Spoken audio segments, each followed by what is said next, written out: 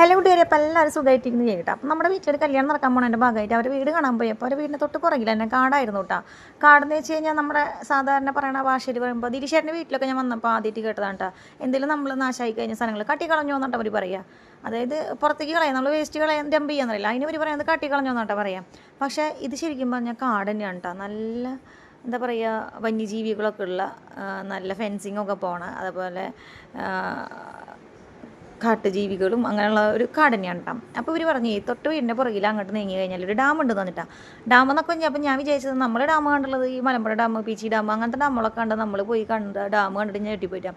അവർ പറഞ്ഞ് ശരി കേട്ടോ, വെള്ളം കെട്ടി നിർത്തുന്നതിനുള്ള നമ്മൾ ഡാം എന്നൊക്കെ പറയാം. അതുപോലെയൊക്കെ തന്നെയായിരുന്നു കേട്ടോ അവിടെ. നമ്മുടെ ചിന്താഗതിയുടെ പ്രശ്നമാണ് നമുക്ക് ഇത്തിരി ഒരു ഇതുണ്ടായത്. പിന്നെ കുഴപ്പമുണ്ടാകുന്നില്ല, നല്ല വെള്ളമൊക്കെ ഉണ്ട്, വെള്ളത്തിലെ മീനും കാര്യങ്ങളൊക്കെ ഉണ്ട്. നമ്മൾ കുറച്ച് നേരത്തൊന്നും ഫോട്ടോസൊക്കെ എടുത്തു. വെള്ളത്തിൻ്റെ സീസൺ അല്ലാത്ത കാരണം ഇങ്ങനെ ചെറുതായിട്ട് ഇങ്ങനെ തടയണ കെട്ടിയിട്ടുള്ള കാരണം വെള്ളം ഇങ്ങനെ പോണത് മാത്രം കാണുന്നുണ്ട്. അപ്പോൾ മഴക്കാലത്ത് നിന്ന് ആലോചിച്ച് നല്ല രസമായിട്ട് അവിടെ വെള്ളം ഫുള്ളായിട്ട് ഇങ്ങനെ വെള്ളം ഒലിച്ചു പോകുന്നത് കാണാൻ. അങ്ങനെ നമ്മളവിടെ നിന്ന് കുറച്ച് നേരം ഫോട്ടോ വീഡിയോ ഒക്കെ എടുത്തപ്പോൾ എല്ലാവരും കൂടെ ഒന്നരൊക്കെ പോയിട്ടാണ്. അപ്പോൾ നമ്മുടെ ഫാമിലി മാത്രം കുറച്ച് പേര് അവിടെ പെട്ടപ്പോൾ നമുക്കറിയാത്ത വഴിയാണ്, ഇവിടെ നിന്നിട്ടെങ്കിൽ നമ്മളെ വല്ല കാട്ടുജീവികൾ വന്ന് കൊണ്ടുപോയല്ലോ എന്നിട്ട് വേഗം പോകാമെന്നൊക്കെ വന്നിട്ട് നമ്മളവിടെ നിന്ന് ഇറങ്ങാണ് കേട്ടോ. അപ്പോൾ പോരണ വഴിക്ക് എന്തൊക്കെയൊക്കെ അറിയുന്നുണ്ട്. അമ്പാടിയുടെയും മഞ്ഞമ്പാടി വേഗം പോകാൻ വരില്ല, കാട്ടുജീവിയാവും വലുതും വന്ന് നമ്മളെ കടിക്കും, പുലി പിടിക്കുമോ എന്നൊക്കെ അമ്പാടി എന്നോടും തിരിച്ച് ചോദിക്കുന്നുണ്ട് കേട്ടോ.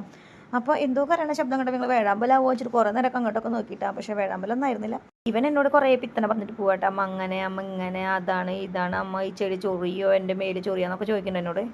കാടിനെ കുറിച്ച് വലിയ കാര്യമൊന്നും പറഞ്ഞുതരാൻ അറിയില്ലെങ്കിൽ ഒരു കാര്യം പറഞ്ഞിട്ട് കേട്ടോ, സ്വകാര്യ വ്യക്തികളുടെ പറമ്പും കാടും തമ്മിൽ വേർതിരിക്കുന്ന ഒരു സംഭവം കാണിച്ചു കേട്ടോ. നമ്മുടെ നാട്ടിൽ സർവേ കല്ലൊക്കെ ഇടില്ലേ നമ്മൾ അതിർത്തിയിൽ, അതിന് പകരം ഇവിടെ ഇടുന്നൊരു അതിർത്തിക്കല്ലും അതിൻ്റെ വലിപ്പവും ഒക്കെ കാണിച്ചു തരാം കേട്ടോ. അപ്പോൾ ഇതിനെ പറയുക ജണ്ട എന്നത്രേ. ഇതാണ് ഇവിടുത്തെ സർവേക്കല്ല്, വലിക്കോട്ടം ഒരു സർവേക്കല്ല്. അപ്പോൾ ഈ സർവേക്കല്ലുടെ മുകളിൽ അമ്പാടിയുടെ കയറാൻ പറഞ്ഞപ്പോൾ ചേച്ചി കയറ്റിച്ച് കൊടുത്തുട്ടാം ഫോട്ടോ എടുക്കാമെന്നല്ലേ നിന്നിട്ട്. അങ്ങനെ നമ്മൾ കയറുന്നത് അപ്പോൾ ചെണ്ടയല്ല കേട്ടോ, ജണ്ടയുടെ മുകളിൽ കയറുന്നിട്ട് ഞങ്ങൾ 2-3 ഫോട്ടോ ഒക്കെ എടുത്തുട്ടാം. അപ്പോൾ ഇങ്ങനെ വന്യജീവിൻ്റെ തന്നെ വെറുതെക്കല്ല കേട്ടോ കാണിച്ചു തരാം. നമ്മളവിടെ ഇറങ്ങുമ്പോൾ ഫെൻസിങ് ഇപ്പോൾ ഇതാണ് കേട്ടോ, കറണ്ട് ഇല്ല കേട്ടോ ഇപ്പോൾ, അതായത് രാത്രിയാണോ ഓണാക്കിയിടാം. ഇത് കണ്ടോ മുള്ളംപന്നിയുടെ മുള്ള് കണ്ടോ, ഈ മുള്ളംപന്നിയുടെ മുള്ള് കുടഞ്ഞിട്ടിട്ട് പോയപ്പോൾ കിട്ടിയതാണ്ടോ. അപ്പോൾ അത് നമ്മളെടുത്ത് നോക്കിയപ്പോൾ എൻ്റെ മുള്ളിൻ്റെ കുമ്പൊക്കെ ഒടിഞ്ഞു പോയിട്ടാണ്. അപ്പോൾ അമ്പാടിക്ക് കൊടുത്തപ്പോൾ ഈ അമ്പാടിയുടെ കയ്യിൽ ഒരു വൃത്തിയായിട്ട് സ്വഭാവങ്ങൾ കാണിച്ചു തരാം കേട്ടോ. എന്തിട്ടില്ല ഇങ്ങനെ മണപ്പിച്ച് വെക്കും. ഞാൻ പറഞ്ഞിട്ട് ചെയ്യരുതിട്ടുണ്ടെന്ന് പറഞ്ഞിട്ട്. അപ്പോൾ നമുക്ക് ആവശ്യമില്ലാത്ത കാരണം അവിടെ തന്നെ തിരിച്ചു വെച്ചിട്ട്. അപ്പോൾ അതാണ് വിശേഷം. താങ്ക്